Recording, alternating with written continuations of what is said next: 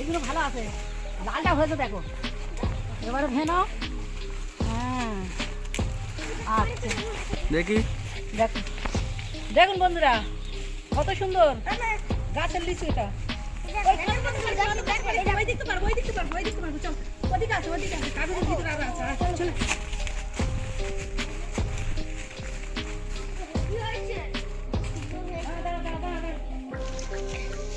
কাগজ দিয়ে বাঁধা আছে যাতে পাখি না খেয়ে নেয়।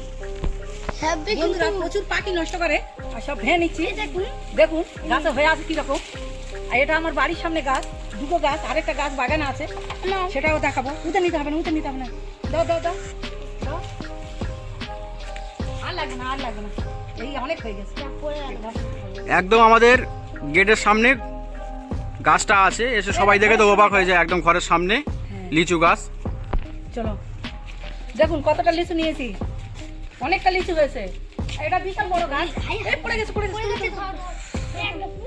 দেখুন এটা আমি আধ পাকা লিচু নিয়েছি, পুরো পাকা লিচু নিচ্ছি না, কারণ এই লিচু পোড়া করে আমরা শরবত করব। আর আধ পাকা লিচু হলে খুব ভালো হয়।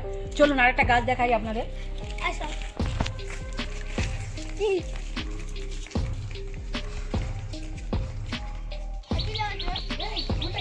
বাগানে আরেকটা গাছ আছে, সেখানে যাচ্ছি আমরা বন্ধুরা। আর ফুলটা কত সুন্দর হয়েছে দেখুন। এগুলো খুব সুন্দর হয়েছে, এখন কাঁচা আছে, সব কাঁচা, প্রচুর হয়েছে গাছগুলো। খুব সহজে আপনারা বাজার থেকে চারা কিনে এরকম লিচু গাছ বানাতে পারবেন বাড়িতে, খুব সুন্দর। আর আমাদের মাটিতে এমনি লিচু গাছ হয় খুব, লিচু আম। ওটা হচ্ছে দোঁয়াই মাটি, প্রচুর খেয়ে পাখিও ফেলে দিচ্ছে। পাখি এরকম খেয়ে নিয়েছে দেখুন। উপরের দিকেও লিচু হয়ে আছে। চলো, এই লিচুগুলো অনেকটা কাঁচা আছে। বাড়ির সামনে লিচু গাছটা খুব ভালো হয়েছিল দেখুন, প্রচুর লিচু।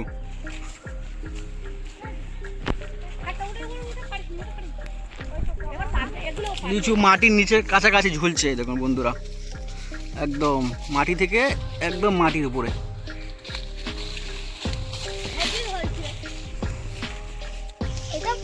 লাল হয়েছে, ওটা ছিঁড়ে খাবে তুমি? তাই না, খাও খাও। লাল হয়েছে এতে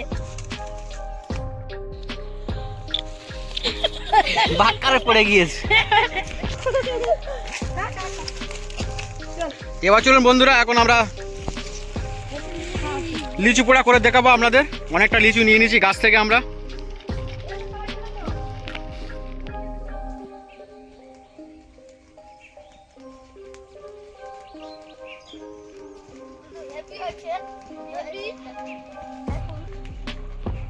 চুলোটা ধরিয়ে নিয়েছি, এবার লিচুগুলো পোড়াবো আমরা। আর এই স্ট্যান্ডের উপর দিয়ে পোড়াবো। আপনাদের এরকম স্ট্যান্ড না থাকলে আমরা বাড়িতে তারের সাহায্যে পুড়িয়ে নিতে পারেন। এবারে এর উপরে আমরা লিচুটা বসিয়ে দিচ্ছি, অল্প অল্প করে লিচু দেবো, একসঙ্গে অনেক বেশি দেবো না। দেখুন এটা আমি হাত দিচ্ছি না, আর কিছু উল্টাতে পাল্টাতে হবে না, কারণ লিচুর খোসা খুবই পাতলা আর একটু ফেটে ফেটে যাবে, গেলে আপনারা নিয়ে নেবেন, পুড়িয়ে নেবেন এইভাবে, আর খুব বেশি পোড়াতে হবে না। এবারে আমরা স্ট্যান্ডটা তুলে নেবো। আমার পোড়ানো হয়ে গেছে, এবারে আমি একটা পাত্রে ঢেলে নিচ্ছি। দেখুন দেখার জন্য উপর থেকে পানি দিয়ে দিচ্ছি।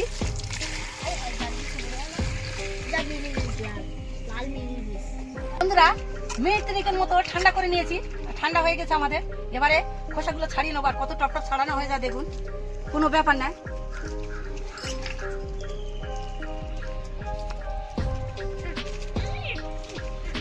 এক জায়গায় ছাড়িয়ে নিয়ে নিচ্ছি, খোসাগুলো খুব সহজে ছেড়ে যাবে। ডালার সঙ্গে ছেড়ে দে। আর পুড়িয়েছেও খুব সুন্দর। এইভাবে আমরা সব খোসাগুলো ছাড়িয়ে নেবো। পুরি নিলে কি হয়, খোলা ছাড়া ঝামেলা থাকে না। আর তার জন্য না, এটা তো কাঁচা আছে অনেকটা, কাঁচা থাকলে একটু টক থাকবে, আর টক থাকলে তবে এই শরবতটা লিচু পোড়াটা সবচেয়ে ভালো লাগবে।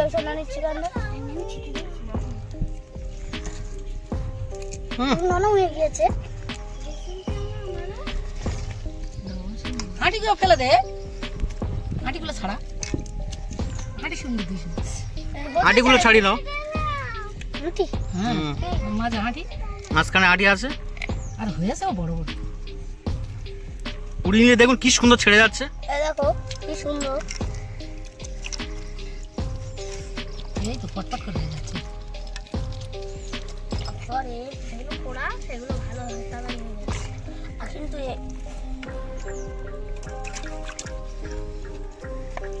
লিচু পোড়ার শরবত যা লাগবে খেতে না, প্রচুর লাগবে লিচু পোড়ার শরবত।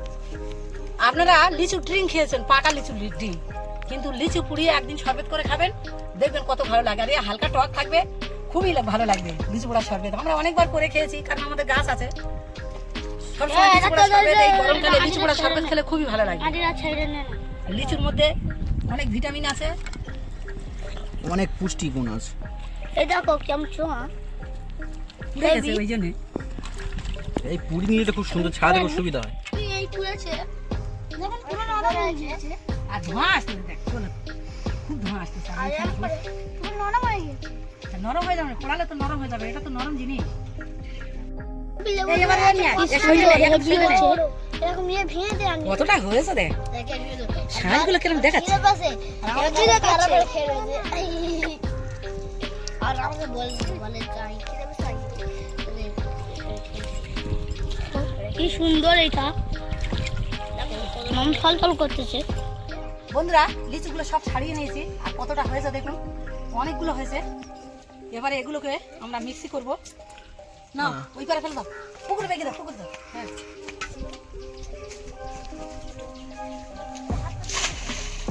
হ্যাপি বার্থডে কিন্তু আমার সাইজ দেখো। বন্ধুরা, ছাড়ানো লিচুর মানে এগুলো শাঁসগুলো এবারে আমরা মিক্সি করে নেবো, কারণ এগুলো খুব শক্ত, হাতে চটকালে হবে না। একটা মিক্সি জারের মধ্যে আমি নিয়ে দিচ্ছি।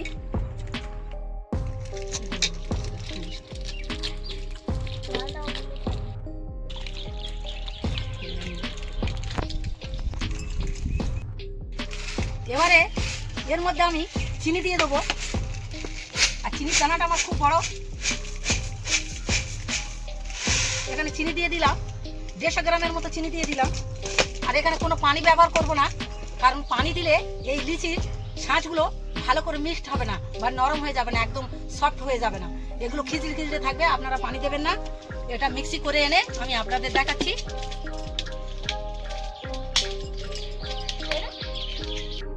বন্ধুরা, লিচিটা মিক্সি করে নিয়ে এসেছি, আর এখানে আমি কোনো পানি দিইনি।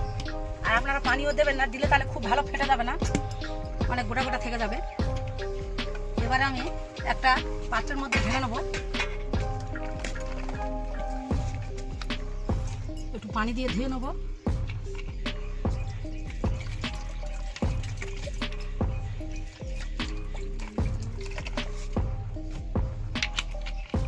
এখানে আমার চিনি দেওয়া আছে। এবারে আমি কিছু মশলা দিয়ে দেবো। 2 চামচ দিয়ে দিচ্ছি বিট লবণ,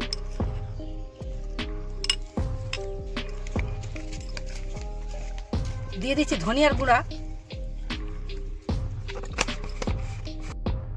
এবারে দিয়ে দেবো জিরার গুঁড়া,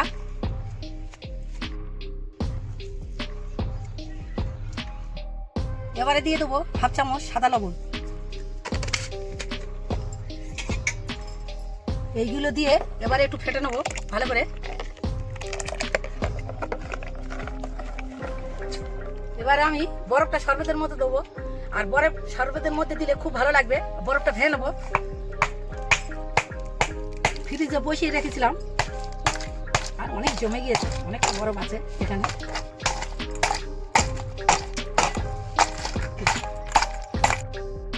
বরফগুলো শরবতের মধ্যে দিয়ে দেবো।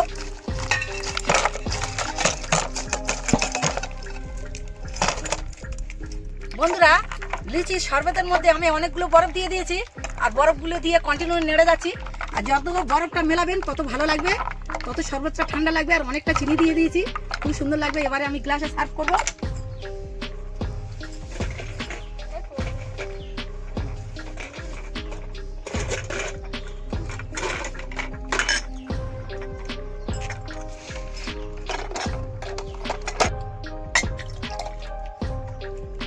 মশলাদার জুস যেহেতু খুব ভালো লাগবে খেতে আপনাদের। আর এই গ্রীষ্মকালে এই শরবত খুবই উপকারী।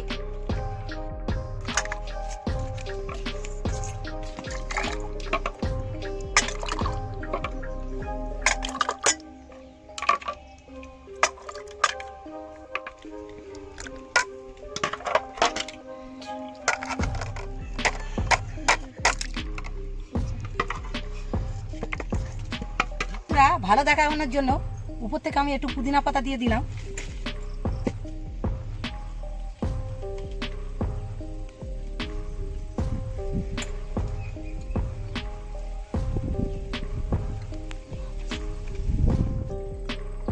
সম্পূর্ণ রেডি করে নিয়েছি জুসগুলো, এবার আমরা খাবো।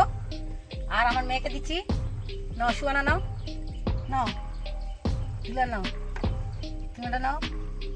আর চিনির গামলা ধরে বসে আছিস কেন? ওটা রাখ, চিনি খাবো। একটা ক্যামেরাম্যানের জন্য রেখে দিলাম, খেয়ে দেখবো কেমন লেগেছে। খুব সুন্দর হয়েছে বন্ধুরা, বললে তো বিশ্বাস করে না, ভীষণ সুন্দর হয়েছে। আহ হেভি লাগছে। সুমনা কেমন আছে? এই গ্রীষ্মকালে প্রচন্ড গরম, গায়েতে ঘাম ঝরছে, খেতে যা লাগছে, বরফ রেখা ভাসছে। বন্ধুরা, আমাদের এই জুসটা, এই ভিডিওটা যদি আপনাদের পছন্দ হয়ে থাকে, আপনারা সাবস্ক্রাইব করবেন অবশ্যই, আপনাদের অনুরোধ থাকলো। আজকের আমরা এই বলে বিদায় নিচ্ছি, আবার দেখা হবে পরবর্তী ভিডিওতে।